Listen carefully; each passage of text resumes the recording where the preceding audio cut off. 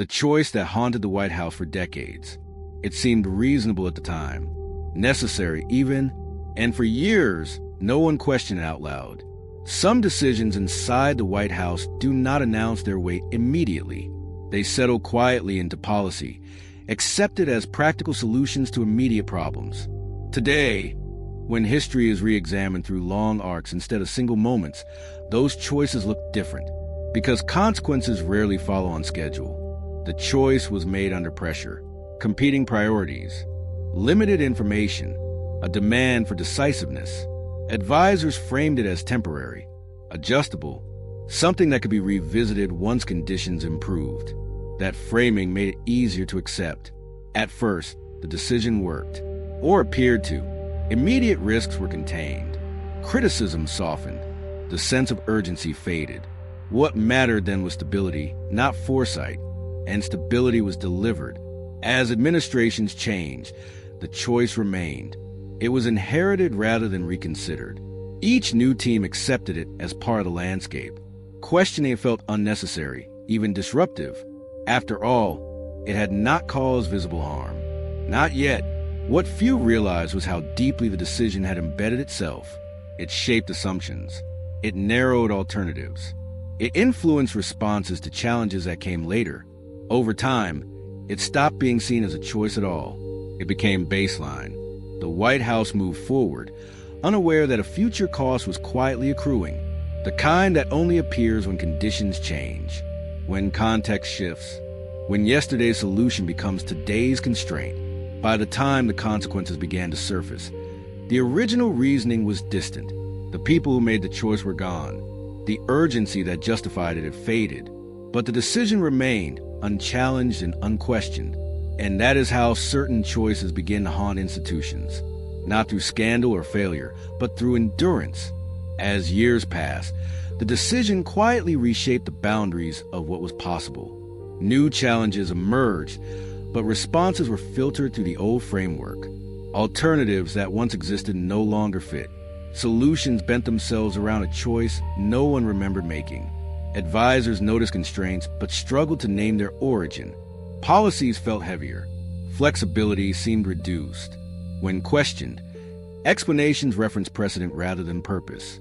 This is how legacy decisions protect themselves. They replace reasoning with habit. The choice began influencing outcomes far beyond its original scope. It affected negotiations, internal planning, even how risks were evaluated.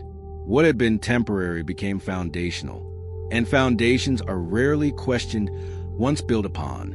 Attempts to revisit the decision met resistance, not from ideology, but from inertia. Changing course would require admitting that the past had overreached, that stability had been purchased at the cost of adaptability. Such admissions are difficult for any institution, especially one built on confidence. As generational shifts occurred, the decision gained authority through age alone. Longevity was mistaken for wisdom. The absence of immediate failure was taken as validation. Meanwhile, the world around it changed rapidly. This growing mismatch created tension. Policies felt outdated. Responses lagged behind reality. The White House found itself solving modern problems with legacy assumptions. Each adjustment treated symptoms, not cause. The deeper conflict was temporal. Decisions made for yesterday were governing today. And without conscious reevaluation, they would shape tomorrow as well. The choice had not failed. It had endured. And in that endurance, it had quietly become a liability no one could easily remove. The conflict sharpened when the long-term consequences became undeniable. What had once been abstract limitations now produced visible outcomes. Delays, inefficiencies, missed opportunities that could no longer be explained away by circumstance. Inside the White House, debates resurfaced with new urgency. Younger advisors questioned assumptions older ones no longer noticed. Why does it have to work this way? Why can't this be changed? The answers were unsatisfying, because that's how it's always been. Because undoing it would be costly. The choice revealed its true power at this stage. It no longer needed defense. It was self-sustaining. Entire systems had been built around it. Reversing course would mean dismantling more than policy. It would mean unraveling identities, careers, and narratives shaped by its existence. This created a paradox. Everyone could see the cost, yet no one could easily act. The decision had outlived its authors, its context, and its justification. But it remained embedded deeply enough to resist correction. Attempts at reform came cautiously. Incremental changes, pilot programs, language shifts that avoided naming the original choice. But partial measures could not address structural consequences. They only postponed reckoning. Frustration grew as outcomes worsened. Critics pointed to symptoms. Defenders cited history. The gap between intention and impact widened. What had once delivered stability now produced stagnation. The White House found itself haunted not by scandal, but by legacy, a reminder that decisions do not expire when administrations change. They persist, shaping futures long after their rationale fades. And the longer the choice remained untouched, the more difficult it became to imagine a version of the system without it. The climax of this story is the moment the White House realized a choice could no longer be ignored. What had once felt permanent now felt heavy.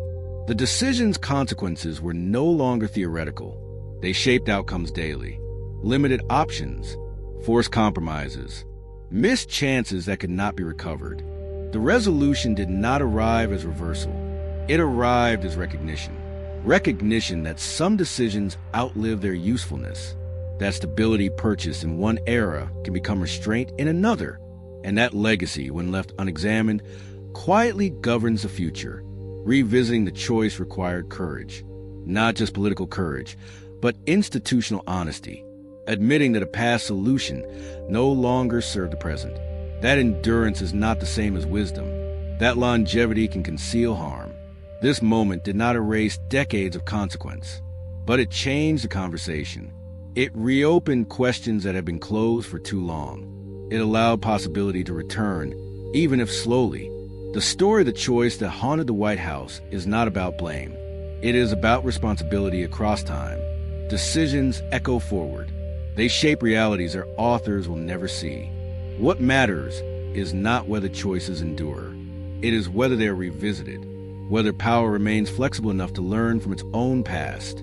History does not only judge what leaders do, it judges what they leave in place. Sometimes the smallest shift in perspective becomes the beginning of a new future. The choice